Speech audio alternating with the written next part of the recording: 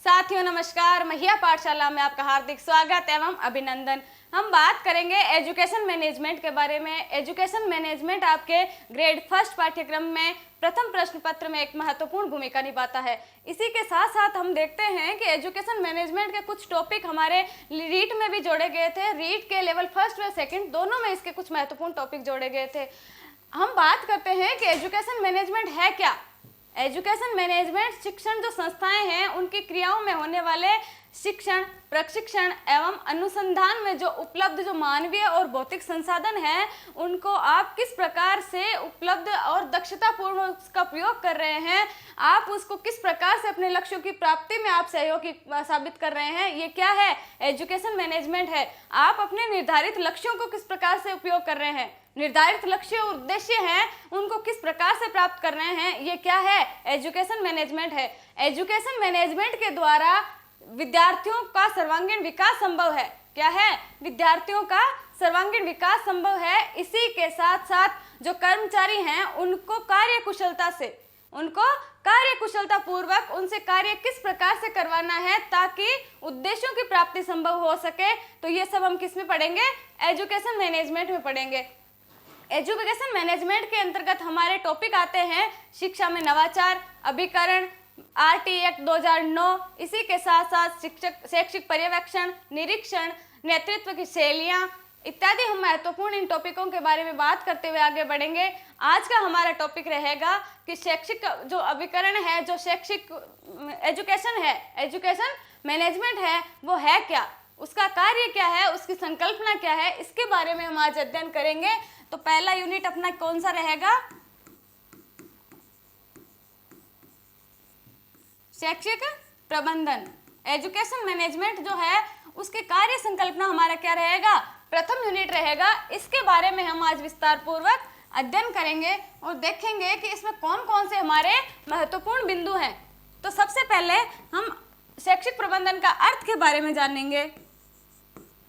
इसके बाद हम देखेंगे कि इसके कौन कौन से जनक हैं, भारतीय जनक कौन है, आधुनिक जनक कौन है, इसके बारे में हम विस्तार पूर्वक चर्चा करेंगे। इसके बाद कुछ महत्वपूर्ण परिभाषाएं हमारे सामने आती है। किसकी? शैक्षिक प्रबंधन की कुछ महत्वपूर्ण परिभाषाएं सामने आती है। उसमें है आपके हेनरी फेयोल महोदय, लूथर गुलिक महोदय, पीफनर महोदय, प्रोफेसर एलन इत्यादि की जो महत्वपूर्ण जो परिभाषाएं हैं उनके बारे में हम उनका विस्तार पूर्वक अध्ययन करेंगे और देखेंगे कि वो शैक्षिक प्रबंधन के बारे में कहना क्या चाह रहे हैं। इसी के साथ साथ हम देखेंगे कि शैक्षिक प्रबंधन के सूत्र कौन कौन से हैं, तत्व, कार्य, सिद्धांत, प्रकृति, उद्देश्य क्या है, उद्देश्य क्या है एवं शैक्षिक प्रबंधन की आवश्यकता क्या है, हमारे हम क्यों पढ़ रहे हैं इसको,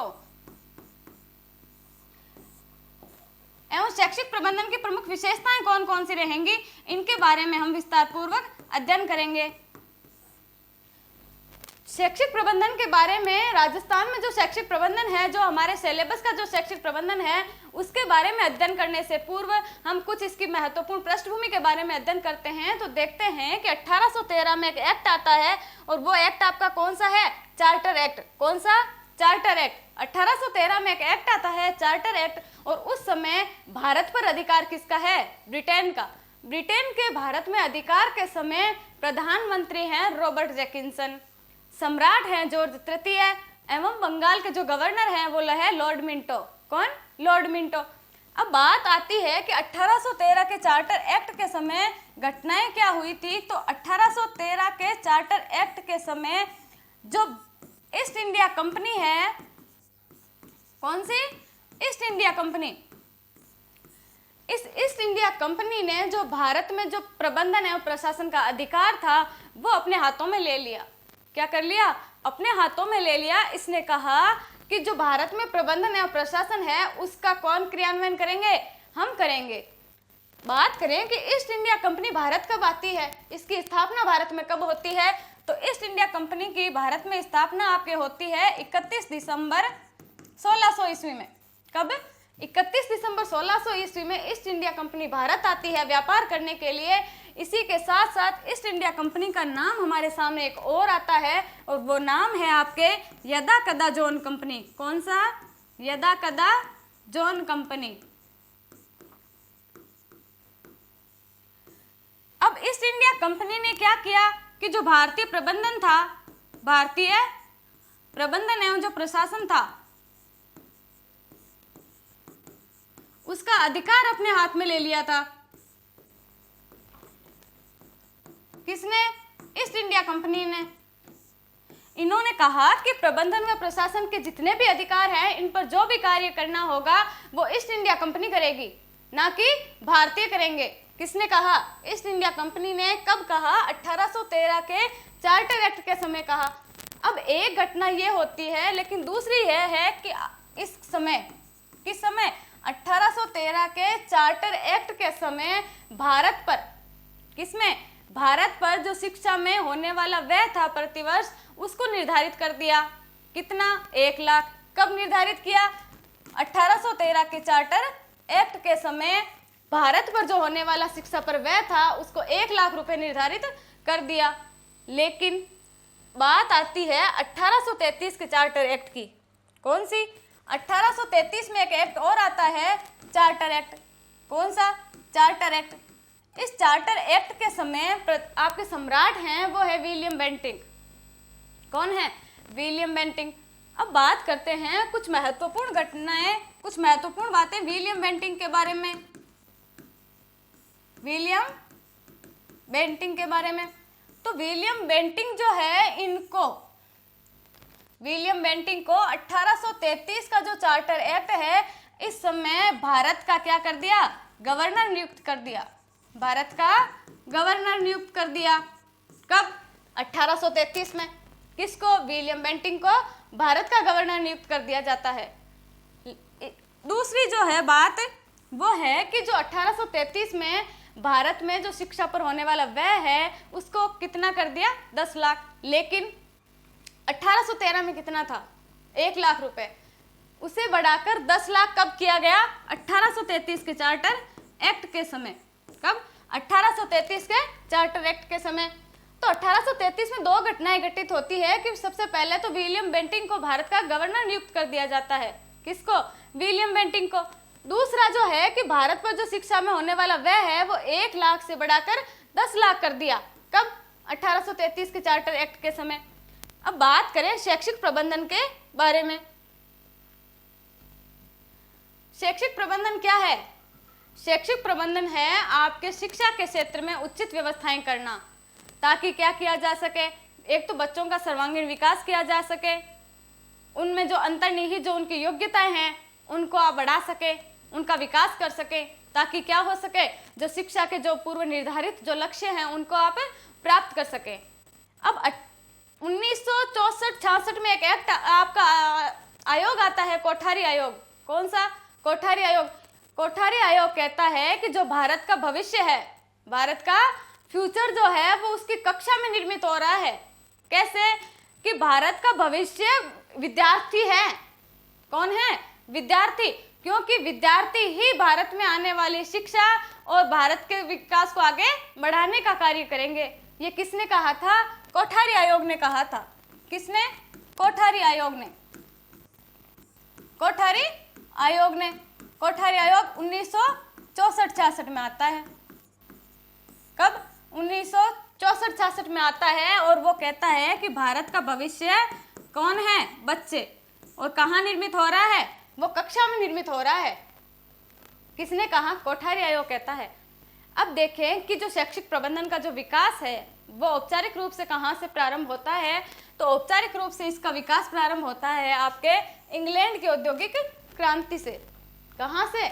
इंग्लैंड की औद्योगिक क्रांति से शैक्षिक प्रबंधन का औपचारिक रूप से विकास प्रारंभ होता है। शैक्षिक प्रबंधन 2 शब्दों से मिलकर बना है। कितने? 2 शब्दों से। और वो 2 शब्द कौन कौन से हैं? शिक्षा और प्रबंधन। बात करते हैं कि शिक्षा और प्रबंधन शब्द का अर्थ क्या है, इनकी व्युत्पत्ति कैसे हुई। तो आप देखेंगे कि शिक्षा जो शब्द है, कौन सा? शिक्षा। शिक्षा शब्द की व्युत्पत्ति के बारे में बात करें तो कुछ अपने बात सामने आती है कि शिक्षा शब्द है वो संस्कृत भाषा का शब्द है। संस्कृत भाषा की कौन सी धातु? शिक्ष धातु। कौन सी धातु? शिक्ष धातु। शिक्ष धातु के साथ आप टाप प्रत्यय करेंगे। कौन सा प्रत्यय? टाप प्रत्यय। टाप प्रत्यय करेंगे तो आपका शब्द सामने आएगा शिक्षा। कौन सा शब्द बनेगा? शिक्षा। लेकिन बना कैसे? तो देखें कि शिक्षा में आप टाप प्रत्यय जोड़ेंगे, लेकिन इसमें पै की अलंत्यम से इस संज्ञा हो जाती है, वह टै की इस संज्ञा आपके चुट्टू से हो जाती है। पीछे आपका रहता है आ, शिक्ष धन आ करेंगे तो शिक्षा शब्द बनता है और इसका अर्थ है सीखना या प्रकाशित करना। क्या हो जाएगा? शिक्षा शब्द का संस्कृत भाषा के शिक्ष धातु से अर्थ क्या हो गया? सीखना या प्रकाशित करना। बात करें कि भारतीय साहित्य के अनुसार क्या अर्थ होगा? किसके अनुसार? भारतीय साहित्य के अनुसार। तो भारतीय साहित्य में शिक्षा शब्द का एक अर्थ और मिलता है, विद्या। क्या? विद्या। विद्या शब्द की उत्पत्ति के बारे में बात करें तो विद्या शब्द है आपकी संस्कृत भाषा की कौन सी धातु? विद धातु से मिलकर बना है। कौन सी धातु? विद धातु। विद धातु का अर्थ है जानना। क्या है? जानना। बात करें कि शिक्षा शब्द जो है वो अंग्रेजी भाषा के कौन से शब्द से मिलकर बना है, तो बताएंगे कि एजुकेटर। कौन सा? कौन सा शब्द? एजुकेट अथवा एजुकेटम। कौन सा? एजुकेटम। बात करते हैं कि एजुकेटम शब्द का अर्थ क्या है, तो एजुकेटम शब्द वह है दो शब्दों से मिलकर बना है पुनः, ई और ड्यूको। ई का अर्थ हो गया अंदर से और ड्यूको का अर्थ हो गया प्रकाशित करना, जानना। तो जो आपके अंदर में जितना भी ज्ञान है उसे बाहर निकालने की जो प्रक्रिया है वो क्या है? शिक्षा है। लेकिन आप बात करें कि शैक्षिक प्रबंधन के संबंध में शिक्षा का अर्थ क्या है, तो वो होगा आपका शिक्षा के क्षेत्र में। क्या हो जाएगा? शिक्षा के क्षेत्र में। शिक्षा के क्षेत्र में। बात करें प्रबंधन के अर्थ की, तो प्रबंधन का अर्थ क्या है? प्रबंधन। प्रबंधन जो शब्द है वो आपके अंग्रेजी भाषा के मैनेजमेंट शब्द से मिलकर बना है। कौन सा शब्द? मैनेजमेंट। अब मैनेजमेंट शब्द का अर्थ क्या है? व्यवस्था करना। क्या है? व्यवस्था करना। व्यवस्था करना। शैक्षिक प्रबंधन के संबंध में हम इसका अर्थ करें तो आपका अर्थ हो जाएगा इसका प्रबंधन का उचित व्यवस्था करना। किस प्रकार की व्यवस्था करना? उचित प्रकार की व्यवस्था करना। ये शब्द जो है मैनेजमेंट वो मैनेज मैन और टेक्न शब्द से मिलकर बना है। बात करते हैं कि शैक्षिक प्रबंधन का शाब्दिक अर्थ क्या है, तो शैक्षिक प्रबंधन का शाब्दिक अर्थ है आपके कि आपके पास जितने भी उपलब्ध संसाधन हैं उन संसाधनों का आप दक्षता पूर्वक व प्रभावपूर्ण तरीके से उपयोग करें ताकि क्या हो सके? लक्ष्यों की प्राप्ति सुनिश्चित हो सके। आपके पास कौन कौन से संसाधन उपलब्ध हैं? मानवीय संसाधन। कौन से? मानवीय संसाधन। और दूसरे कौन से हैं? भौतिक संसाधन। कौन से? भौतिक संसाधन। तो इन भौतिक संसाधनों में और मानवीय संसाधनों में आपके आते कौन कौन है? मानवीय संसाधनों में शिक्षक, छात्र, प्रशासक, अभिभावक, आपके जो शैक्षिक इसकी सभा के जो सदस्य हैं, प्रशासक सभा के जो सदस्य हैं, वो किस में आएंगे? मानवीय संसाधनों में आएंगे। दूसरा है भौतिक संसाधन। भौतिक संसाधनों में आपके आएगा विद्यालय का भवन, फर्नीचर, खेल का मैदान, लाइब्रेरी, आपकी जो लैब है वो, श्यामपट, शिक्षण अधिगम सामग्रियां, ये सारी किसमें हैं? भौतिक संसाधनों में। लेकिन यहाँ शैक्षिक प्रबंधन में आप क्या करेंगे? मानवीय संसाधनों पर विशेष महत्व देंगे। मानवीय संसाधनों का अधिक से अधिक उपयोग करेंगे, उनमें योग्यता लाने का कार्य करेंगे, ना कि ज्यादा किसमें? भौतिक संसाधनों में। क्योंकि मानवीय संसाधनों में अगर योग्यता होगी तो वो भौतिक संसाधनों का क्या कर सके? अच्छे से उपयोग कर सकते हैं। आप भौतिक संसाधनों पर ज्यादा ध्यान देंगे तो मानवीय संसाधन कमजोर पड़ जाएंगे। अगर मानवीय जो तत्व हैं वो ढंग से कार्य नहीं करेंगे, भौतिक संसाधन आपके कितने ही योग्यता पूर्वक हो लेकिन उनमें से आपके संसाधनों की, आपके लक्ष्यों की प्राप्ति आप संभव नहीं हो सकती आपसे। तो उपलब्ध जो आपके मानवीय और भौतिक संसाधन है उनका आप दक्षता पूर्वक व इनका आप पर क्या प्रभाव पड़ रहा है, इसका आप उपयोग किस प्रकार से कर रहे हैं कि आपके उद्देश्यों की प्राप्ति संभव हो सके, आपके लक्ष्यों की प्राप्ति आप संभव कर सके। शैक्षिक प्रबंधन का जो प्रारंभ है वो अमेरिका से माना जाता है। कहाँ से? अमेरिका से। अमेरिका से शैक्षिक प्रबंधन का प्रारंभ माना जाता है। शैक्षिक प्रबंधन की जो प्रथम अवधारणा है वो एफ.डब्ल्यू. टेलर ने दी थी। किसने? एफ.डब्ल्यू. टेलर ने। बात करें कि एफ.डब्ल्यू. टेलर का पूरा नाम क्या है तो आप कहेंगे फ्रेडरिक डब्ल्यू. टेलर। क्या है? Frederick W. टेलर। किसका? शैक्षिक प्रबंधन की प्रथम अवधारणा देने वाले कौन थे? Frederick W. टेलर। इन्होंने ये अवधारणा कब दी थी? 19वीं सदी में। कब? 19वीं सदी में। 19वीं सदी में ही फ्रेडरिक डब्ल्यू. टेलर ने एक सिद्धांत का प्रतिपादन किया था और वो सिद्धांत है आपके वैज्ञानिक प्रबंधन का सिद्धांत। कौन सा? वैज्ञानिक प्रबंधन का सिद्धांत। इसी कारण से इनको क्या कहा जाता है? वैज्ञानिक प्रबंधन का जनक कहा जाता है। किसको? फ्रेडरिक महोदय को। फ्रेडरिक ने क्या किया था? शैक्षिक प्रबंधन की प्रथम अवधारणा प्रस्तुत की थी। इसी के साथ हम बात करें कि प्रबंधन का गुरु कौन है? प्रबंधन का गुरु, तो प्रबंधन का गुरु है पीटर ड्रैकर। कौन? पीटर ड्रैकर। अब पीटर ड्रैकर को प्रबंधन का गुरु क्यों कहा जाता है? क्योंकि इन्होंने जो सबसे इम्पोर्टेंट, जो महत्वपूर्ण और सटीक जो परिभाषा है वो पीटर ड्रैकर महोदय ने दी थी। इन्होंने कहा था कि प्रबंधन है वो किसी संस्था या संगठन का क्या है? जीवन रक्त है। लाइफ ब्लड क्या है? किसी संस्था का प्रबंधन है। किसने कहा था? पीटर ड्रैकर ने। पीटर ड्रैकर कौन है? प्रबंधन का गुरु। कौन? प्रबंधन का गुरु। शैक्षिक प्रबंधन का जनक। शैक्षिक प्रबंधन का जनक कौन है? लूथर गुलिक। कौन है? लूथर गुलिक। लूथर गुलिक का एक सिद्धांत हमारे सामने आता है और वो है शैक्षिक नियोजन का सिद्धांत। कौन सा? शैक्षिक नियोजन का सिद्धांत। आपसे पूछ लिया जाए कि शैक्षिक नियोजन के सिद्धांत का प्रतिपादन किसने किया था, आप क्या बताएंगे? लूथर गुलिक महोदय ने। किसने? लूथर गुलिक महोदय ने। लूथर गुलिक महोदय ने एक सिद्धांत का प्रतिपादन और किया था। प्रबंधन के तत्वों के बारे में इन्होंने बताया था और इन्होंने अपने 7 शब्दों के माध्यम से एक सिद्धांत का प्रतिपादन किया था और वो है आपका पोस्टकॉर्ब। कौन सा? पोस्टकॉर्ब। पोस्टकॉर्ब सूत्र का प्रतिपादन इन्होंने कब किया था? तो 1937 में किया था। कब? 1937 में। इनके साथ इनका साथ देने वाले एक महोदय और थे और उनका नाम है उर्विक। कौन? उर्विक। लूथर गुलिक और उर्विक ने मिलकर के प्रबंधन के सूत्र का प्रतिपादन किया था। पोस्टकॉर्ब सूत्र का प्रतिपादन किया था 1937 में। कब? 1937 में। बात करें कि आधुनिक प्रबंधन का जनक कौन है? कौन? आधुनिक प्रबंधन का जनक हेनरी फयोल है।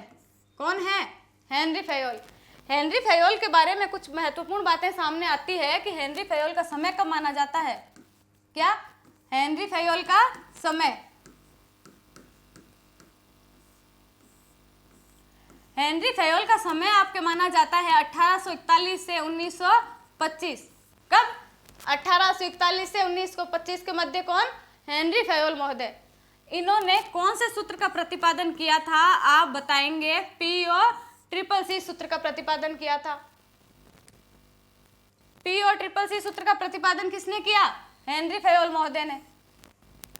इस सूत्र का प्रतिपादन उन्होंने उल्लेख इस सूत्र का कौन सी पुस्तक में किया था? तो उस पुस्तक का नाम है आपके जनरल एंड इंडस्ट्रियल मैनेजमेंट। कौन सी? जनरल एंड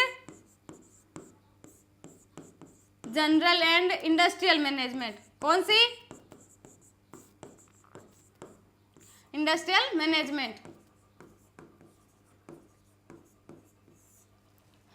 इन्होंने इस भाषा का 2 बार अनुवाद किया था। इनकी पुस्तक का 2 बार अनुवाद मिलता है और 2 भाषाओं में अनुवाद मिलता है। सबसे पहले मिलता है 1916 में इनकी पुस्तक का फ्रेंच में और बाद में अंग्रेजी भाषा में इनका अनुवाद मिलता है। इन्होंने PO-CCC सूत्र का उल्लेख अपनी पुस्तक जनरल एंड इंडस्ट्रियल मैनेजमेंट के माध्यम से किया था। इसमें इनका उल्लेख मिलता है। बात करें कि हेनरी फेयोल महोदय को क्या कहा जाता है, तो प्रशासन प्रक्रिया का पिता कहा जाता है इनको। प्रशासन प्रक्रिया का पिता किसको कहा जाएगा? हेनरी फेयोल महोदय को कहा जाएगा। किसको? हेनरी फेयोल महोदय को। इसी के साथ साथ इनकी कुछ बातें सामने और आती है कि हेनरी फेयोल महोदय को प्रबंधन के सिद्धांतों का जनक कहा जाता है। किसको? हेनरी फेयोल महोदय को प्रबंधन के सिद्धांतों का जनक कहा जाता है। इसी के साथ साथ इनको प्रबंधन के सुव्यवस्थित अवधारणा का प्रतिपादक भी कहा जाता है। क्या? सुव्यवस्थित अवधारणा का प्रतिपादक। किसको? हेनरी फेयोल महोदय को। क्यों? क्योंकि इन्होंने जो प्रबंधन में सिद्धांत है उनमें सबसे ज्यादा सिद्धांत देने वाले व्यक्ति कौन है? हेनरी फेयोल महोदय। इन्होंने कितने सिद्धांतों का प्रतिपादन किया था? 14। कितने? 14 सिद्धांतों का प्रतिपादन करने वाले व्यक्ति कौन है? हेनरी फेयोल महोदय। इसीलिए इनको प्रबंधन के सिद्धांतों का जनक कहा जाता है। सबसे पहले प्रस्तुत करने वाले व्यक्ति हेनरी फेयोल महोदय थे। आगे बढ़े तो देखेंगे कि भारतीय प्रबंधन का जनक कौन है? कौन? भारतीय प्रबंधन का जनक। भारत में प्रबंधन की शुरुआत करने वाले, भारत में प्रशासन व प्रबंधन की अवधारणा को लाने वाले व्यक्ति कौन है? अरिंगम चौधरी। कौन? अरिंगम चौधरी। अरिंगम चौधरी ने कहा कि भारत में भी शिक्षा का प्रबंधन होना चाहिए, भारत में भी शिक्षा की अच्छी व्यवस्था होनी चाहिए, भारत में भी शिक्षा के लक्ष्यों को हमें उद्देश्यपूर्ण पूर्ण करना चाहिए। किसने कहा था? अरिंगम चौधरी ने कहा था। विद्यालय का मस्तिष्क कौन है? प्रधानाध्यापक। कौन है? प्रधानाध्यापक। प्रधानाध्यापक विद्यालय का सबसे महत्वपूर्ण अंग होता है। वो सबसे पहले और सबसे बाद में जो जाने वाला व्यक्ति है, सबसे ज्यादा कार्य करने वाला जो व्यक्ति है वो है आपका प्रधानाध्यापक। प्रधानाध्यापक ही सारे कर्मचारियों को उनके कार्यों का बंटवारा करता है, उनके साथ सामंजस्य स्थापित करके विद्यार्थियों के सर्वांगीण हित के बारे में सोचता है, उनके लक्ष्यों की प्राप्ति करता है। शिक्षा को बढ़ावा देने का कार्य कौन करता है? प्रधानाध्यापक करता है। तो विद्यालय का मस्तिष्क कौन है? प्रधानाध्यापक। जिस प्रकार से इंसान में सबसे ज्यादा महत्वपूर्ण जो अंग होता है वो आपका मस्तिष्क होता है, उसी प्रकार से विद्यालय में जो सबसे महत्वपूर्ण अंग है वो है आपके प्रधानाध्यापक। अब संगठन के मस्तिष्क की बात करें तो वो है प्रबंधन।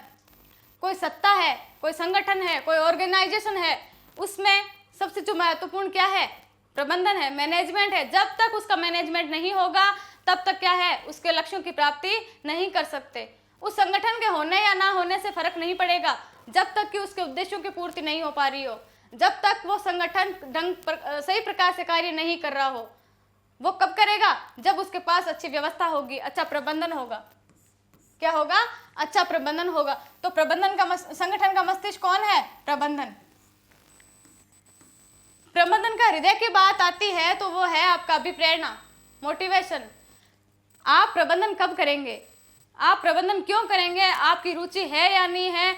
आप उसमें कार्य कर पाएंगे कि या नहीं पाएंगे? वो सब किससे संभव हो सकती है?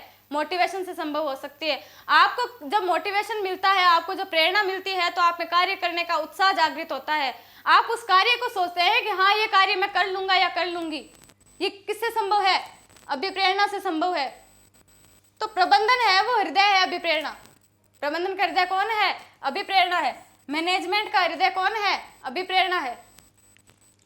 आगे बढ़े तो देखते हैं कि शैक्षिक प्रबंधन की कुछ महत्वपूर्ण परिभाषाएं सामने आती है। शैक्षिक प्रबंधन की परिभाषाओं में सबसे पहले जो है वो पीफनर महोदय की परिभाषा है। किसकी? पीफनर महोदय की। पीफनर महोदय कहते हैं कि शैक्षिक प्रबंधन से हमारा तात्पर्य है उपलब्ध व्यक्ति और व्यक्ति के बीच में। कौन? व्यक्ति और व्यक्ति के बीच में, इसी के साथ वर्ग व वर्ग के बीच में ऐसे संबंधों को स्थापित करना कि लक्ष्यों की क्या की जा सके? प्राप्ति संभव हो सके। किससे? कार्यों का निश्चित रूप से बंटवारा करके। किससे? कार्यों का दोनों में निश्चित रूप से बंटवारा हम किस प्रकार से करेंगे? वो दोनों अपने कार्यों का सामंजस्य किस प्रकार से स्थापित करेंगे ताकि जो शिक्षा के जो पूर्व निर्धारित जो लक्ष्य हैं उनकी प्राप्ति संभव हो सके। ये किसने कहा था? पीफनर ने कहा था कि एक व्यक्ति वर्ग है, एक शिक्षक वर्ग है, एक छात्र वर्ग है, दोनों के बीच में उन दोनों के कार्यों का बंटवारा हमें किस प्रकार से करना है ताकि क्या किया जा सके?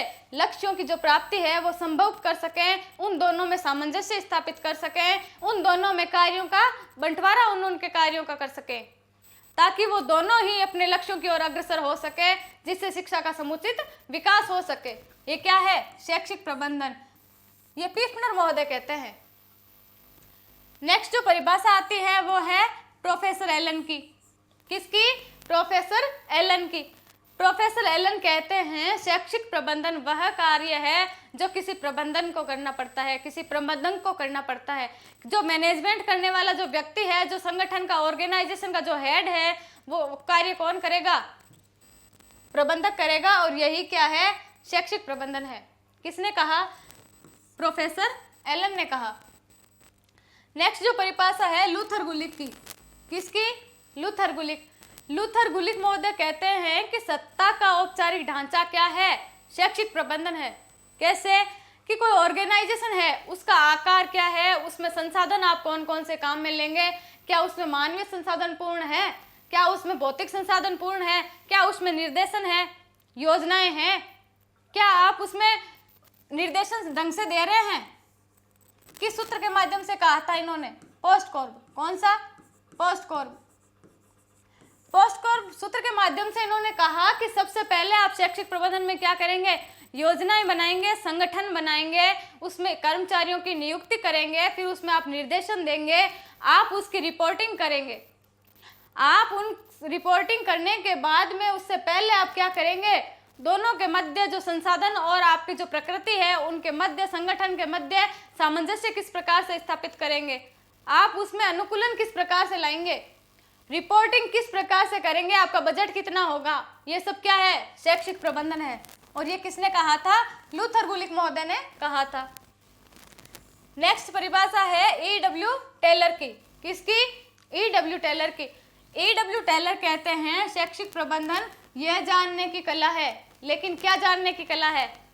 आप बताएंगे कि शैक्षिक प्रबंधन यह जानने की कला है कि आप क्या करना चाहते हैं, आप पढ़ना चाहते हैं, लेकिन केवल यहीं तक इसका अर्थ संपूर्ण नहीं है, यहीं तक इसका अर्थ पूरा नहीं होता कि यहीं तक शैक्षिक प्रबंधन नहीं है। शैक्षिक प्रबंधन तो क्या है कि आप क्या करना चाहते हैं, इसके पश्चात यह देखना कि आप इसको कितने सर्वोत्तम व मितव्ययतापूर्ण ढंग से कर रहे हैं, तब क्या है? आपका शैक्षिक प्रबंधन है। तभी आपको आपके लक्ष्य की प्राप्ति हो सकती है, उद्देश्य की प्राप्ति हो सकती है। अन्यथा केवल ये जान लेना मात्र संभव नहीं है, पूर्ण नहीं है, मात्र आपका ये पूर्ण नहीं है कार्य कि आप करना क्या चाह रहे हैं।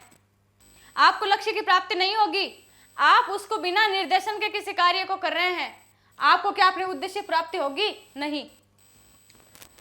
तो शैक्षिक प्रबंधन क्या है? आपको देखना कि आप करना क्या चाह रहे हैं, इसके बाद में निरंतर उस कार्य को कर रहे हैं या नहीं कर रहे हैं, कर रहे हैं तो आप किस प्रकार से उस कार्य को कर रहे हैं, आप उसको कितने सर्वोत्तम व मितव्ययतापूर्ण ढंग से कर रहे हैं, ये क्या है? शैक्षिक प्रबंधन है। E.W. टेलर ये कहते हैं। इसके बाद जो नेक्स्ट परिभाषा आती है वो है E.F.L.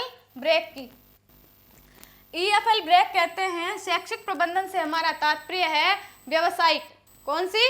व्यवसायिक व शैक्षिक संस्थाएं। लेकिन इन दोनों की क्रियाओं के क्या है? नियोजन और नियमन से है। क्या है? नियोजन और नियमन से। यहाँ दो शब्द आते हैं हमारे सामने, नियोजन और नियमन। नियोजन से तात्पर्य है हमारा कि आपको उस कार्य को करने से पहले, व्यवसाय को शुरू करने से पहले, किसी शैक्षिक संस्था का कार्य उद्देश्य उसको शुरू करने से पहले, शिक्षा प्रारंभ करने से पहले क्या आपके पास उसकी पूर्व योजनाएं हैं? क्या शिक्षण कार्य करवाने से पहले आपने उसकी रूपरेखा तैयार करी है? क्या आपके पास उस व्यवसाय की रणनीति है कि आप उसका किस प्रकार से क्रियान्वयन करेंगे? ये क्या है? नियोजन है। लेकिन उस नियोजन के पश्चात क्या उसका आप नियमन कर रहे हैं, उसका क्रियान्वयन कर रहे हैं, उसमें आप संसाधन आप कौन कौन से उपयोग में ले रहे हैं, मानवीय संसाधन कितने हैं, भौतिक संसाधन कितने हैं, क्या आपके उद्देश्य पूर्ण हैं, क्या आपकी नीतियां पूर्ण हैं, क्या लक्ष्यों की प्राप्ति आपको हो चुकी है? ये सब क्या है? शैक्षिक प्रबंधन है। और ये किसने कहा था? ब्रेक ने कहा था। नेक्स्ट परिभाषा आती है प्रोफेसर किम्बाल की। किसकी? प्रोफेसर किम्बाल की। प्रोफेसर किम्बाल कहते हैं कि जिसके द्वारा क्या? जिसके द्वारा, जिस कार्य के द्वारा किसी उपक्रम में मनुष्य एवं पदार्थ, क्या है? मनुष्य एवं पदार्थ, इन दोनों को नियंत्रण करने के लिए, इन दोनों को कंट्रोल करने के लिए आर्थिक सिद्धांत आप कौन से उपयोग में ले रहे हैं, आर्थिक सिद्धांतों का आप किस प्रकार से प्रयोग कर रहे हैं, ये क्या है, शैक्षिक प्रबंधन है।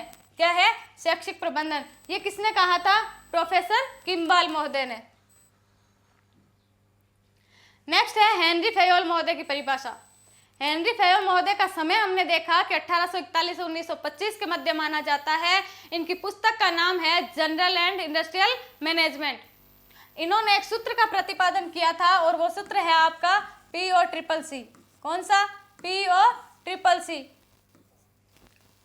इन्होंने अपने सूत्र के माध्यम से कहा था कि शैक्षिक प्रबंधन का अर्थ क्या है, पूर्वानुमान लगाना। क्या है, पूर्वानुमान लगाना। आप किसी भी कार्य को करने से पूर्व उसकी पूर्व योजनाएं बनाते हैं, आपके दिमाग में उसका पूर्वानुमान आता है कि हाँ ये कार्य इस प्रकार से होगा, क्या मैं इस कार्य को पूर्ण कर सकता हूँ या कर सकती हूँ, ये कार्य होगा तो किस प्रकार से होगा, मेरे को उसमें कौन कौन से संसाधन चाहिए, ये क्या है आपका पूर्वानुमान लगाना। फिर उस कार्य की आप रूपरेखा बनाते हैं कि हाँ मुझे इस कार्य को इस प्रकार से करना चाहिए, तो आप क्या बनाएंगे, पूर्व योजनाएं बनाएंगे। उसका आप ऑर्गेनाइजेशन करेंगे, उसका संगठन बनाएंगे, उसमें आप निर्देशन देंगे कि इस कार्य को इस प्रकार से करना है, इस समय करना है, कब करना है, क्यों करना है, किस प्रकार से करना है। उसके बाद आप जो उपलब्ध आपके पास संसाधन है, वह आपके पास जितने भी आपके कार्य हैं उन दोनों के मध्य क्या करेंगे, संतुलन स्थापित करेंगे, सामंजस्य स्थापित करेंगे, समन्वय स्थापित करेंगे, कोऑर्डिनेशन करेंगे कि हाँ मेरे पास कोई बात नहीं, इतने संसाधन हैं, मैं इतने में संतुष्ट हूँ। तो ये क्या हो गया, समन्वय स्थापित करना हो गया। इसके बाद में नियंत्रण किस प्रकार से करेंगे, आप उस कार्य में आने वाले अवरोधों को कैसे रोकेंगे, आप उसके दुरुपयोग को कैसे रोकेंगे, ये क्या है, शैक्षिक प्रबंधन है। क्या है, शैक्षिक प्रबंधन। और ये परिभाषा देने वाले कौन है, हेनरी फयोल। कौन है, हेनरी फयोल। एक परिभाषा की हम और बात करें तो परिभाषा आती है रॉबर्ट हिलकर्ट की। किसकी, रॉबर्ट हिलकर्ट की। रॉबर्ट हिलकर्ट महोदय कहते हैं कि प्रबंधन के क्षेत्र में, किसके क्षेत्र में, प्रबंधन के क्षेत्र में, प्रबंधन के क्षेत्र में क्या है, कला और विज्ञान। कौन, कला और विज्ञान।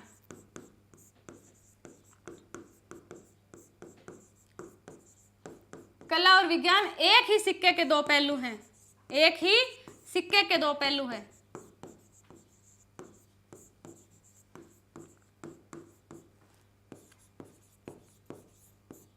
किसने कहा था, रॉबर्ट हिलकर्ट ने कहा था कि प्रबंधन के क्षेत्र में कला और विज्ञान एक ही सिक्के के दो पहलू हैं, ये एक दूसरे के पूरक हैं, इन्हें एक दूसरे से अलग नहीं किया जा सकता। जहां आप किसी प्रबंधन में कोई संसाधन अपना आप ज्ञान दिखा रहे हैं, आप उसमें दक्षतापूर्ण कार्य कुशलतापूर्व उपयोग कर रहे हैं उस संसाधन का, ये क्या है, कला है। लेकिन आप प्रबंधन के सिद्धांतों का उपयोग करके उसको अधिक श्रेष्ठता से कर रहे हैं, तो वो क्या है, विज्ञान है। लेकिन विज्ञान कैसा विज्ञान है, ये सामाजिक विज्ञान है। कैसा, सामाजिक विज्ञान। प्रबंधन के क्षेत्र में कला और विज्ञान दोनों हैं, लेकिन सामाजिक विज्ञान है, भौतिक विज्ञान नहीं है। कौन सा, भौतिक विज्ञान नहीं है, सामाजिक विज्ञान है। ये किसने कहा था, रॉबर्ट हिलकर्ट ने कहा था। नेक्स्ट बात करें कि प्रबंधन के क्षेत्र में प्रबंधन के तत्व कौन कौन से हैं, कौन कौन से शब्दों का समावेश किया गया है, तो आपके सामने 3 शब्द आते हैं। पहला है प्रशासन, दूसरा है व्यवस्थापन, तीसरा है संगठन और संसाधन। प्रशासन क्या है, किसी भी कार्य की रणनीति बनाने वाली जो संस्था है, कार्य का निर्धारण करने वाली जो संस्था है, वो है प्रशासन। प्रबंधन का क्या कार्य करेगा, संगठन का आकार क्या होगा, व्यवसाय में पूंजी लगाने वाली संस्था कौन है, प्रशासन है। प्रशासन के द्वारा नियुक्त किए गए वर्ग, वेतनभोगी जो वर्ग है, उसकी संस्था तो है प्रबंधन, लेकिन उनको नियुक्त करने का जो कार्य करेगी वो कौन करेगी, प्रशासन करेगा। उसकी व्यवस्था करने वाला है व्यवस्थापन, मैनेजमेंट। जो मैनेजमेंट करता है, जो मैनेजमेंट करने वाला जो व्यक्ति है, वो क्या है, व्यवस्थापन है। उस कार्य का क्रियान्वयन किस प्रकार से होगा, उसमें कौन कौन से संसाधन काम में आएंगे, उसका संगठन कैसा होगा, उसमें संगठन में लोग कितने होंगे, संगठन में कौन कौन से कार्य होंगे, ये क्या है, संगठन और संसाधन। संसाधन है मानवीय संसाधन और भौतिक संसाधन। ये तीनों क्या है, प्रबंधन के 3 तत्व हैं। क्या है, प्रबंधन के 3 तत्व हैं। इनका उपयोग किसके क्षेत्र में करना, शिक्षा के क्षेत्र में करना। शिक्षा के क्षेत्र में इनका उपयोग करना क्या है, शैक्षिक प्रबंधन कहलाता है। क्या कहलाता है, शैक्षिक प्रबंधन कहलाता है। प्रशासन का, व्यवस्थापन का व संसाधन और संगठन का उपयोग शिक्षा में करना शैक्षिक प्रबंधन कहलाता है। क्या कहलाता है, शैक्षिक प्रबंधन कहलाता है। यहाँ शब्द आया था हमारे सामने प्रशासन। प्रबंधन के बारे में हम पूर्व चर्चा कर चुके हैं कि प्रबंधन क्या है, उचित व्यवस्थाएं करना। शिक्षा प्रबंधन का अर्थ हो गया कि शिक्षा के क्षेत्र में उचित व्यवस्थाएं करना क्या है, शैक्षिक प्रबंधन है। लेकिन शैक्षिक प्रशासन क्या है व शैक्षिक प्रबंधन का अर्थ, दोनों में अंतर महत्वपूर्ण क्या होंगे, इसके बारे में हम चर्चा करेंगे। तो प्रशासन क्या है आपका, व्यवसाय को क्या करता है, पूंजी और स्वामित्व प्रदान करता है। क्या करता है, पूंजी व स्वामित्व प्रदान करता है। कोई व्यवसाय है, उसमें पूंजी प्रदान करने का कार्य कौन करेगा, प्रशासन करेगा। उसको स्वामित्व कौन देगा, प्रशासन देगा।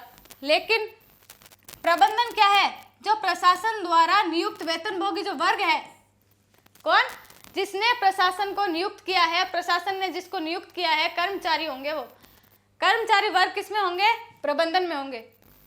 लेकिन कर्मचारी को नियुक्त करने का कार्य कौन करेगी, प्रशासन करेगी। प्रशासन जो है वो पूर्व नियोजन की क्रिया है। क्या है, पूर्व नियोजन की प्रक्रिया है। किस प्रकार से कि प्रशासन का कार्य क्या है, उस कार्य की पूर्व योजनाएं बनाना, उसका पूर्व नियोजन करना, उसकी रूपरेखा तैयार करना, उद्देश्यों का निर्धारण करना, नीतियों का निर्धारण करना, ये कार्य कौन करेगा, प्रशासन करेगा। लेकिन जो प्रबंधन है उस कार्य का क्रियान्वयन करेगी। किस प्रकार से, निर्देशन देगी उसमें कि अब निर्देश कौन कौन से लेंगे, कार्य को किस प्रकार से करेंगे, इसके साथ साथ ही समन्वय किस प्रकार से स्थापित करेंगे, हमारे पास अभिप्रेरणा क्या होगी, हमें अभिप्रेरणा कैसे लेनी होगी, आप में मोटिवेशन किस प्रकार से प्राप्त होगा, ये सारी प्रक्रिया किस में आएगी, प्रबंधन में आएगी। प्रशासन है वो प्रबंधन को निर्देशित करता है। क्या करता है, प्रबंधन को निर्देशित करता है कि आपको इस कार्य को इस प्रकार से करना है ताकि आपको क्या हो सके, लक्ष्यों की प्राप्ति हो सके। ये कार्य कौन करेगा, प्रशासन करेगा। संगठन का आकार को निर्धारित कौन करेगा, प्रशासन। कि संगठन में लोग कितने होंगे, संगठन का बाहरी ढांचा क्या होगा, उसका समय कितना होगा, ये सारा कार्य करने का कार्य कौन करेगा, प्रशासन संस्था करेगी। लेकिन जो प्रबंधन है वो क्या करेगा, जो प्रशासन ने जो संगठन का आकार निर्धारित किया था, उस आकार को, उस संगठन को सजीव बनाए रखने का, क्या, सजीव बनाए रखने का और गतिशील बनाए रखने का कार्य प्रबंधन द्वारा होगा। किसके द्वारा, प्रबंधन के द्वारा। नेक्स्ट जो अंतर है वो है कि प्रशासन एक निर्धारणात्मक कार्य है। क्या है, निर्धारणात्मक कार्यकारी संस्था है जो नीतियों का व उद्देश्यों का निर्धारण करती है। किसका, शिक्षा के उद्देश्यों का, कार्य के उद्देश्यों का, कि आपको कौन सा कार्य है और इस कार्य का आपके पास उद्देश्य क्या है, आपका इसका मोटिव क्या है, ये कार्य का निर्धारण कौन करेगी, प्रशासन करेगी। आपकी उसमें नीतियां क्या कौन कौन सी होंगी, इसका निर्धारण करने वाली संस्था प्रशासन है। और प्रबंधन क्या है, जो निर्धारण किया था प्रशासन ने, उसका कार्यकारी संस्था जो है, उसका क्रियान्वयन करने वाली जो संस्था है, उसके नीतियों का जो क्रियान्वयन करेगी, उद्देश्यों को जो प्राप्त करने वाली संस्था है, वो है प्रबंधन। कौन है, प्रबंधन। प्रशासन एक उच्च स्तरीय प्रक्रिया है। कौन सी प्रक्रिया है, उच्च स्तरीय। लेकिन प्रबंधन एक मध्यम व निम्न स्तरीय प्रक्रिया है। कैसे, प्रबंधन का कार्य है उस कार्य को पूर्ण करना, उसका क्रियान्वयन करना। लेकिन प्रशासन का कार्य क्या है, उस कार्य का निर्धारण करना कि उसकी रणनीति क्या होगी, ये कार्य क्यों होगा, ये कार्य कितने समय में होगा, इसमें संसाधन कौन कौन होंगे, इसका बजट कितना होगा, ये निर्धारण तो कौन करेगा, प्रशासन। तो ये क्या है, उच्च स्तरीय प्रक्रिया है। लेकिन जो प्रबंधन है वो उस निर्धारण किए हुए कार्य का ही क्या कर रही है, क्रियान्वयन कर रही है, उस कार्य को पूर्णता तक पहुंचा रही है। तो ये क्या है, मध्यम स्तरीय व निम्न स्तरीय प्रक्रिया है। प्रशासन संस्था का मस्तिष्क है। संस्था का मस्तिष्क संस्था की नीतियों का निर्धारण करेगी, संस्था के उद्देश्यों का निर्धारण करेगी, शिक्षा के संपूर्णता तक पहुंचाने वाला, शिक्षा का सर्वांगीण विकास करने वाला, बच्चों का विकास करने वाला, बच्चों की अंतर्वैयक्तिक विकास करने वाला कौन है? प्रशासन है। तो ये क्या है? संस्था का मस्तिष्क है। लेकिन प्रबंधन में कौन होंगे? कर्मचारी होंगे। प्रबंधन में कार्य कौन करेंगे? कर्मचारी करेंगे। प्रबंधन का कार्य कौन करेंगे? कर्मचारी करेंगे। उसका उद्देश्य का कार्य क्रियान्वयन कौन करेगी? प्रबंधन करेगी। तो प्रबंधन में आने वाले जितने भी कर्मचारी हैं उनका हृदय कौन है? प्रबंधन है। कौन है? प्रबंधन है। प्रशासन है वो बाह्य घटकों से प्रभावित होता है। किससे? बाह्य घटकों से प्रभावित होता है। लेकिन प्रबंधन किससे प्रभावित होता है? कर्मचारियों से। किससे? कर्मचारियों से। प्रशासन तो आप किसी भी व्यक्ति से जो आपका कार्यकारी जो संस्था है उससे करवा सकते हैं, उसमें कार्य का निर्धारण तो वो कर देगा, लेकिन उसमें प्रबंधन में जो कार्य करेंगे वो कौन होंगे? कर्मचारी होंगे। कौन होंगे? कर्मचारी होंगे, जिसमें शिक्षक, अभिभावक सारे शामिल होंगे। कौन? शिक्षक और अभिभावक, छात्र, ये सब किस में आएंगे? प्रबंधन में आएंगे। मैनेजमेंट में जो व्यक्ति कार्य करेंगे वो कौन है? कर्मचारी हैं। इसके बाद में बात करते हैं कि शैक्षिक प्रबंधन के तत्व कौन कौन से हैं, वो किसने दिए थे। तो शैक्षिक प्रबंधन के तत्वों के बारे में बताने वाले हैं जे हार्टले। कौन? जे हार्टले। जे हार्टले ने 3 प्रमुख इसके सिद्धांत बताए थे, 3 प्रमुख तत्व बताए थे। सबसे पहले है अदा। कौन सा? अदा, इनपुट। क्या है? इनपुट। इसके बाद में इन्होंने दूसरा प्रबंधन का, शैक्षिक प्रबंधन का तत्व बताया था प्रक्रिया। कौन सा? प्रक्रिया, प्रोसेस।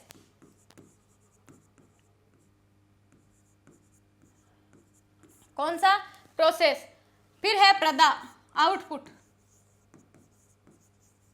देखिए, हमने बात की थी थोड़ी देर पहले कि प्रबंधन के तत्व कौन कौन से हैं। प्रबंधन के 3 तत्व हमारे सामने आए थे। सबसे पहले है प्रशासन, फिर है व्यवस्थापन, फिर संगठन और संसाधन। यहाँ बात हो रही है शैक्षिक प्रबंधन की। किसकी? शैक्षिक प्रबंधन के तत्वों की। तो शैक्षिक प्रबंधन के तत्वों में 3 तत्व शामिल होंगे। कौन कौन से? इनपुट, प्रोसेस और आउटपुट। कौन सा? Input, process, output.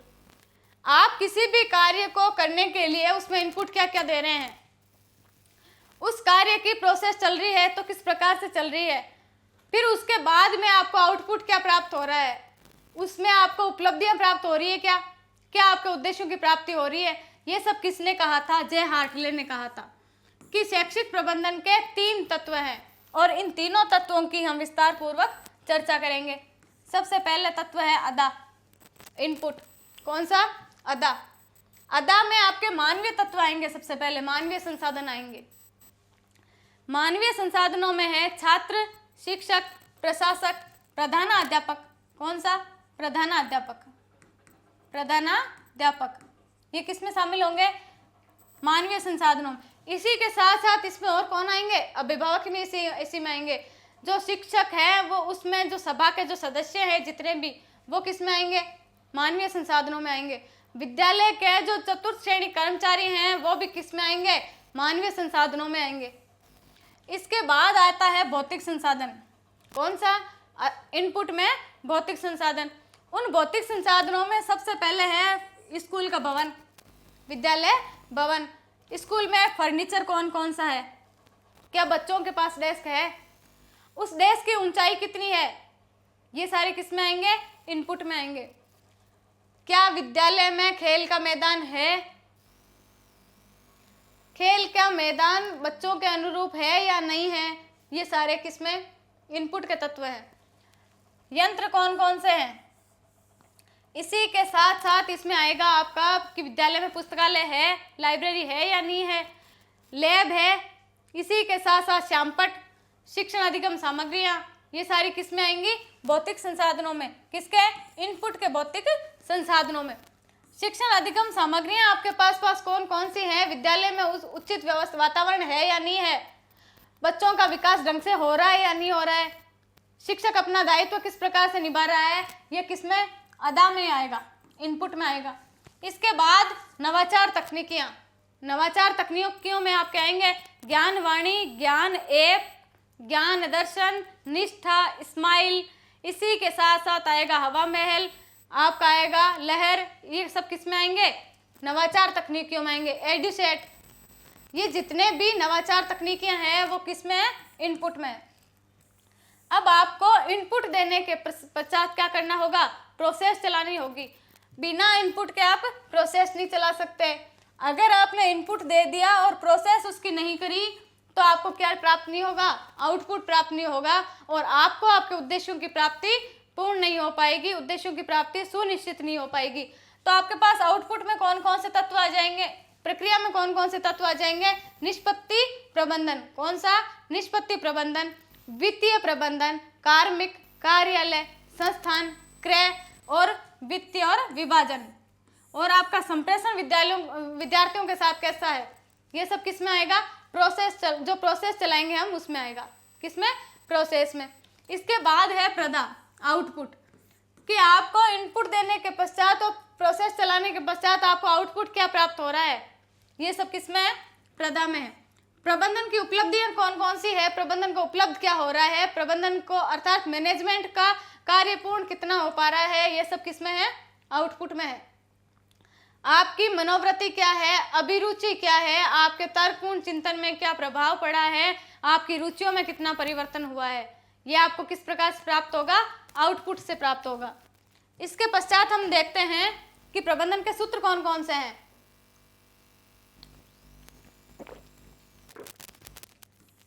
तो प्रबंधन के सूत्र हमारे पास दो आते हैं, जिसमें सबसे पहले है आपका लूथर गुलिक के अनुसार। किसके अनुसार? लूथर गुलिक। इनका साथ दिया था उर्विन ने। किसने? उर्विन ने। लूथर गुलिक और उर्विन ने यह सिद्धांत दिया था 1937 में। कब दिया था? 1937 में पोस्ट कॉर्ब सिद्धांत दिया था। कौन सा? पोस्ट कॉर्ब। पोस्ट कॉर्ब सिद्धांत कितने शब्दों के द्वारा दिया था इन दोनों ने? तो आप बताएंगे कि पोस्ट कॉर्ब सूत्र का प्रतिपादन इन्होंने 7 शब्दों से किया था। कितने शब्दों से? 7 शब्दों से। 7 शब्दों। ये 7 शब्द आपके कौन कौन से हैं? तो सबसे पहले है प्लानिंग, फिर O, S, D, C, O, R और B। यहाँ P का अर्थ है आपका प्लानिंग। क्या है? प्लानिंग। क्या हो जाएगा? प्लानिंग। Organisation, organisation. स्टाफिंग, क्या है? स्टाफिंग, कर्मचारी। प्लानिंग, योजनाएं बनाना। ऑर्गेनाइजेशन, संगठन करना। स्टाफिंग, कर्मचारी नियुक्त करना। डायरेक्शन, डायरेक्शन, आप निर्देशन उसमें कौन कौन से दे रहे हैं? कोऑर्डिनेशन, आप उसके साथ सामंजस्य किस प्रकार से स्थापित कर रहे हैं? ये सारे तत्व क्या है? प्रबंधन के सूत्र हैं। रिपोर्टिंग, आप उसका प्रतिवेदन तैयार कर रहे हैं या नहीं कर रहे? प्रतिवेदन में आप कौन कौन से आपके लक्ष्यों की प्राप्ति हो रही है? ये किसने कहा था? लूथर गुलिक ने और उर्विन ने। उसके बाद आपका बजट कितना है? क्या है? बजट कितना है? तो लूथर गुलिक महोदय ने 7 शब्दों के माध्यम से अपने सूत्र का प्रतिपादन किया था, जिसमें सबसे पहले है प्लानिंग करना, फिर ऑर्गेनाइजेशन, फिर संगठन, फिर ऑर्गेनाइजेशन आपका संगठन, फिर स्टाफिंग है, फिर डायरेक्शन है, उसके पश्चात है कोऑर्डिनेशन और रिपोर्टिंग और बजटिंग। इन 7 तत्वों के माध्यम से उन्होंने अपने सूत्र का प्रतिपादन किया था, और प्रतिपादन करते हुए उन्होंने कहा था कि प्रबंधन, शैक्षिक प्रबंधन का लक्ष्य तब भी संभव हो सकेगा जब आप सबसे पहले क्या करेंगे? योजना बनाएंगे, संगठन बनाएंगे, उसके पश्चात आप उसमें कर्मचारियों को नियुक्त करेंगे, उसके पश्चात आप उसके साथ निर्देशन देंगे आपको कौन सा कार्य करना है, कौन सा नहीं करना है, उसके साथ आप सामंजस्य किस प्रकार से स्थापित करेंगे, आप उसका प्रतिवेदन किस प्रकार से तैयार करेंगे, और आपका उसमें आय और व्यय कितना होगा। ये सब किसने कहा था? लूथर गुलिक और उर्विन ने कहा था 1937 में। कब? 1937 में।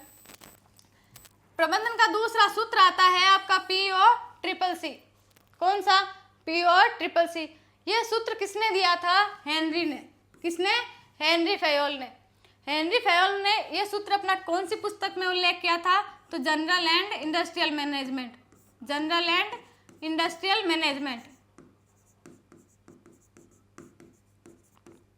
Industrial management.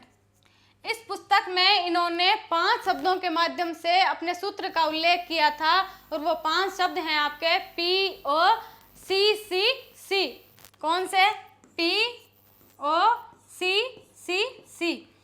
P का उन्होंने बताया था कि प्लानिंग करना, ऑर्गेनाइजेशन,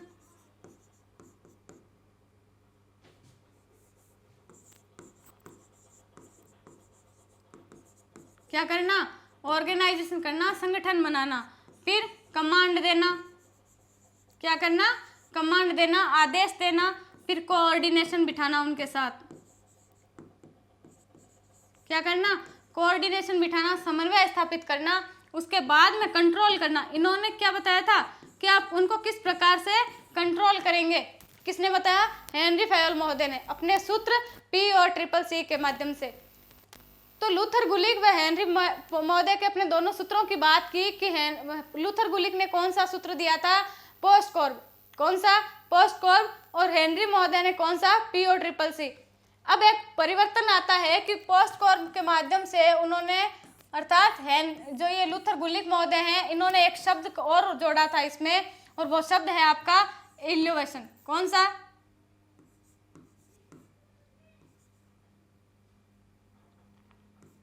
कौन सा? मूल्यांकन। इन्होंने कहा था कि कार्यों की, आपके उद्देश्यों की प्राप्ति आपको कितनी हो रही है, ये सब किसमें है? पोस्टकॉर्ब के माध्यम से उन्होंने कहा था कि आप योजनाएं बना रहे हैं, ठीक है, संगठन कर रहे हैं, ठीक है, लेकिन आपको अपने संगठन में कितने उद्देश्यों की प्राप्ति हो रही है उसका आपको मूल्यांकन करना अति आवश्यक है। किसने कहा था? लूथर गुलिक ने कहा था। किसने? लूथर गुलिक ने। नेक्स्ट आती है शैक्षिक प्रबंधन की कुछ विशेषताएं। शैक्षिक प्रबंधन क्या है? तो हम देखेंगे कि शैक्षिक प्रबंधन कला और विज्ञान दोनों है। शैक्षिक प्रबंधन कला और विज्ञान दोनों है। आप अपने ज्ञान का कुशलतापूर्वक व दक्षतापूर्वक किस प्रकार से उपयोग करते हैं, ये क्या है? आपकी कला है। और कला को आप निपुण कैसे बना सकते हैं? अभ्यास। किसके माध्यम से? अभ्यास के माध्यम से। लेकिन विज्ञान क्या है? विज्ञान है सिद्धांतों के आधार पर। क्या है? सिद्धांतों का जिसमें परीक्षण किया जाता है वो क्या है? विज्ञान है। तो शैक्षिक प्रबंधन के भी क्या है? अपने कुछ सिद्धांत है। उन सिद्धांतों का उपयोग करके आप कला के द्वारा कितना और उसको श्रेष्ठ बना सकते हैं, आप अपने लक्ष्यों की प्राप्ति किस प्रकार से करते हैं, ये क्या है? कला और विज्ञान दोनों है। शैक्षिक प्रबंधन में कला और विज्ञान दोनों एक दूसरे के पूरक है। क्या है? दोनों एक दूसरे के पूरक हैं। इन्हें एक दूसरे से अलग नहीं किया जा सकता, इन्हें एक दूसरे से विपरीत नहीं किया जा सकता। लेकिन बात करते हैं कि शैक्षिक प्रबंधन कैसा विज्ञान है, तो शैक्षिक प्रबंधन सामाजिक विज्ञान है। कैसा? क्योंकि इसमें सामाजिक तत्व जुड़े हैं, मानवीय तत्व जुड़े हैं, भौतिक तत्व जुड़े हैं। इसमें आपके परीक्षण में प्रबंधन के जो मानक हैं, प्रबंधनकर्ता जो हैं, उनके द्वारा इसके मानकों को निर्धारित किया जाता है, इनका परीक्षण किया जाता है। हालांकि ये विशुद्ध नहीं है, जैसा कि विज्ञान के जो परीक्षण है, विज्ञान का जो सिद्धांत है, उनका परीक्षण विशुद्ध रूप से परीक्षण है। लेकिन जो शैक्षिक प्रबंधन के जितने भी सिद्धांत हैं, उनका परीक्षण किसके द्वारा किया जाता है? प्रबंधनकर्ताओं के द्वारा किया जाता है, संगठनकर्ताओं के द्वारा किया जाता है। तो शैक्षिक प्रबंधन कला और विज्ञान दोनों है। नेक्स्ट आती है कि शैक्षिक प्रबंधन क्या है? अमूर्त अवधारणा है। क्या है? अमूर्त अवधारणा। देखिए, शैक्षिक प्रबंधन अमूर्त अवधारणा कैसे है? आप शिक्षा के क्षेत्र में कार्य कर रहे हैं और आपका व्यवहार में कितने परिवर्तन हो रहे हैं, ये क्या है? अमूर्त है। आपके व्यवहार में होने वाले परिवर्तन उसी समय दिखाई नहीं देंगे। तो शैक्षिक प्रबंधन क्या है? शैक्षिक प्रबंधन में जितने भी कार्य हम करेंगे, जो भी अपनी अवधारणा होगी, वो क्या है? अमूर्त अवधारणा है। वो दिखाई देने वाली अवधारणा नहीं है कि अब क्या आपके विचार दिखाई देते हैं, क्या आपकी पूर्व योजनाएं जो आप बनाएंगे, आपके मस्तिष्क में जो पूर्व योजनाएं आप बनाएंगे, क्या वो किसी को दिखाई देगी? नहीं। तो शैक्षिक प्रबंधन क्या है? अमूर्त अवधारणा है। नेक्स्ट आती है कि शैक्षिक प्रबंधन सतत परंपरा है। क्या है? सतत परंपरा। आपने किसी ऑर्गेनाइजेशन के साथ संगठन स्थापित किया, कोई संगठन स्थापित किया, उसके साथ आपने कोई मैनेजमेंट किया, तो उस मैनेजमेंट को क्या आप बीच में रोकेंगे? अगर आपने बीच में रोक दिया तो क्या आपके उद्देश्य की प्राप्ति होगी? नहीं। आपको जब तक अपने उद्देश्य की प्राप्ति नहीं होती तब तक आपको उस कार्य को निरंतर रूप से चलाना होगा। आपको उस कार्य को निरंतर रूप से गतिशील रखना होगा ताकि आपके लक्ष्यों की प्राप्ति हो सके। तो शैक्षिक प्रबंधन क्या है? सतत परंपरा है, निरंतर चलने वाली प्रक्रिया है, निरंतर गतिशील रहने वाली प्रक्रिया कौन सी है? शैक्षिक प्रबंधन है। शैक्षिक प्रबंधन जो है वो विद्यालय की समस्त मानवीय और भौतिक संसाधनों का उचित उपयोग है। कौन कौन से? मानवीय और भौतिक संसाधन। मानवीय आपके छात्र शिक्षक इत्यादि जितने भी संसाधन है, आपके जितने भी तत्व हैं, ये इनका क्या है? उचित उपयोग है। आपको अपने विद्यालय में मानवीय तत्वों को अधिक विशेष महत्व देना होगा। आपको उनकी योग्यता को निखारना होगा। आपको उनकी योग्यता में विकास करना होगा ताकि भौतिक संसाधनों का क्या हो सके? उचित उपयोग हो सके। अगर आपके मानवीय तत्व योग्यतापूर्ण हैं तो वो अपने आप ही क्या करेंगे? भौतिक संसाधनों का उपयोग करेंगे और लक्ष्यों की प्राप्ति करेंगे। आपके उद्देश्यों की प्राप्ति संभव हो सकेगी। कब? जब आपके मानवीय तत्व ज्यादा इंपॉर्टेंट होंगे, जब उनमें योग्यता का विकास होगा। शैक्षिक प्रबंधन क्या है? कर्मचारी व अधिकारियों के बीच आपसी सहयोग और समन्वय की भावना है। आप कोई भी संस्था है, किसी भी संस्था में कार्य कर रहे हैं, क्या आप अपने अधिकारी या अपने कर्मचारी वर्ग के साथ सहयोगपूर्ण व्यवहार कर रहे हैं? क्या आप दोनों के मध्य सामंजस्य है? अगर आप दोनों के मध्य सामंजस्य है तभी आपको लक्ष्यों की प्राप्ति संभव है, तभी आपका प्रबंधन है वो लक्ष्यों की प्राप्ति करेगा। आपका प्रबंधन सफल तभी है जब आप दोनों के मध्य सहयोग और समन्वय की भावना पाई जाएगी। किस किस के? अधिकारी और कर्मचारी वर्ग के बीच में। नेक्स्ट जो विशेषता आती है कि शैक्षिक प्रबंधन एक उद्देश्यपूर्ण क्रिया है। क्या है? उद्देश्यपूर्ण प्रक्रिया है। शिक्षा में जो मैनेजमेंट है, शिक्षा के जो कार्य पूर्व निर्धारित किए गए हैं वो क्या है? किसी न किसी उद्देश्य को पूर्ण करने के लिए बने हैं। उनका कोई ना कोई उद्देश्य है और उस उद्देश्य की प्राप्ति करना क्या है? शैक्षिक प्रबंधन है। तो शैक्षिक प्रबंधन क्या हो गया? उद्देश्यपूर्ण प्रक्रिया हो गया। शैक्षिक प्रबंधन क्या है? समस्या समाधान है। क्या है? समस्या समाधान। क्या है? समस्या समाधान। देखिए, शैक्षिक प्रबंधन के द्वारा शिक्षा के क्षेत्र में आने वाली सभी समस्याओं का समाधान किया जाता है। सभी प्रकार की समस्याओं का दूर किया जाता है ताकि लक्ष्यों की प्राप्ति बच्चों को हो सके, बच्चों का, बालकों का सर्वांगीण विकास हो सके, उनकी जो अंतर्निहित जो योग्यताएं हैं उनका विकास हो सके। ये किससे संभव है? शैक्षिक प्रबंधन से। तो क्या हो जाएगा कि शैक्षिक प्रबंधन समस्या समाधान है। नेक्स्ट जो है आपकी विशेषता वो है कि शैक्षिक प्रबंधन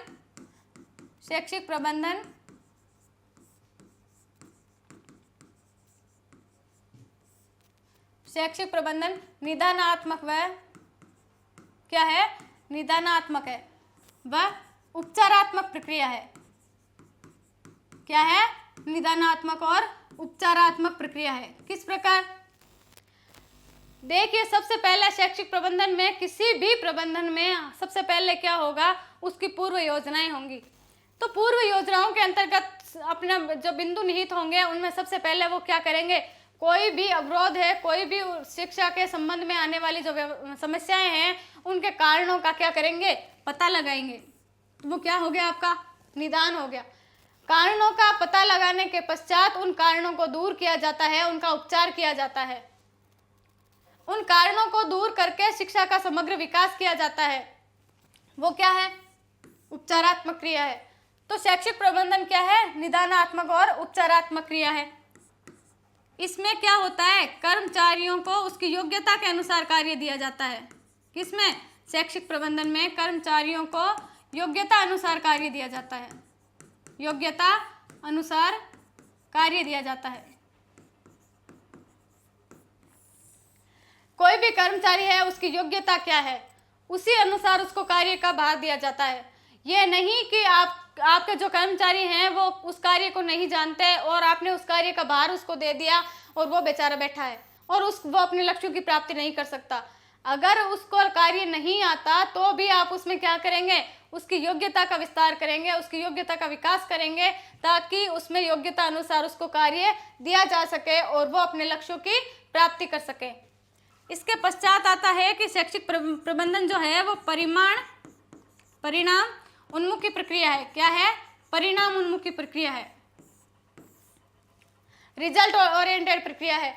किस प्रकार कि शैक्षिक प्रबंधन में क्या होता है, उद्देश्यों का आपको क्या होता है, उद्देश्यों का निर्धारण होता है, उद्देश्यों का क्रियान्वयन होता है, उद्देश्यों की प्राप्ति होती है, आपको आपके लक्ष्यों की प्राप्ति होती है, शिक्षा का विकास होता है, बच्चों का सर्वांगीण विकास होता है। तो शैक्षिक प्रबंधन क्या है? परिणाम आधारित प्रक्रिया है। इसमें आपको रिजल्ट मिलेगा। आप रिजल्ट ओरिएंटेड प्रक्रिया कौन सी है? शैक्षिक प्रबंधन है। नेक्स्ट आती है कि शैक्षिक प्रबंधन क्या है? बहुआयामी प्रक्रिया है। कौन सी प्रक्रिया है? बहुआयामी प्रक्रिया है। बहुआयामी प्रक्रिया है। कौन सी? शैक्षिक प्रबंधन। किस प्रकार? देखिए, शैक्षिक प्रबंधन में किस किस का आपको परिचालन करना होगा, प्रबंधन करना पड़ेगा। तो शैक्षिक प्रबंधन में आप लोगों का प्रबंधन करेंगे, कार्य का प्रबंधन करेंगे, परिचालन का प्रबंध करेंगे। तो शैक्षिक प्रबंधन कौन सा हो गया? बहुआयामी प्रक्रिया हो गई। शैक्षिक प्रबंधन की विशेषताओं के बारे में अध्ययन करने के पश्चात हम कल करेंगे शैक्षिक प्रबंधन की प्रकृति के बारे में अध्ययन, उसके कार्यों के बारे में, उसकी आवश्यकता हमारे लिए क्या है, व शैक्षिक प्रबंधन के उद्देश्य हमारे लिए क्या है। तो इसके बारे में हम चर्चा करेंगे कल। नमस्कार।